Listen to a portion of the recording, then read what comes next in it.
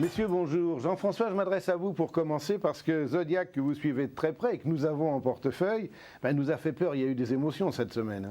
Oui, il y a eu un coup de yo-yo terrible puisqu'on a commencé la semaine sur la déclaration au cours du week-end des familles actionnaires de référence, les familles Demange, les familles Gérondeau, la famille Schelcher, qui sont actionnaires à hauteur de 30% et de 40% des droits de vote de Zodiac, qui ont fait un nouveau pacte d'actionnaires et plus long que le précédent. Donc on s'est dit, ils veulent rester ensemble, donc la tentative de PA de Safran ne va pas marcher, et donc lundi, Zodiac s'est effondré. Zodiac a perdu 5-6% lundi.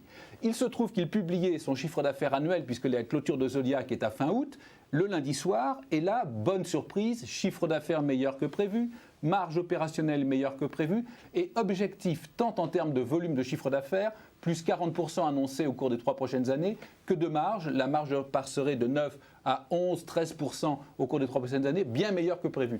Tout le monde révise à la hausse mardi, et voilà que le titre reprend mardi plus qu'il n'avait perdu la veille. Eh bien, décidément, ça va bien. Et puis alors, Patrick, ça va bien aussi dans le luxe, où on note notamment que l'horlogerie qui s'emballe, c'est plutôt bon signe. Hein. Tout à fait. Alors, ce qu'il y a de, non pas d'étrange, mais de manifeste, c'est que le luxe a toujours été une bonne protection.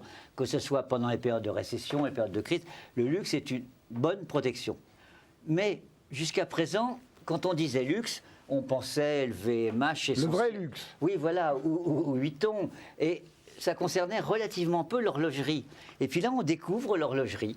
Il y a un certain nombre de sociétés cotées dont l'image n'est peut-être pas toujours associée au luxe. Quand on dit Swatch, on pense peut-être pas tellement luxe, mais derrière cela, il y a toutes les grandes marques d'horlogerie suisse. Exact. Et bien donc, encore des bonnes nouvelles sur les valeurs, messieurs. Je vous remercie.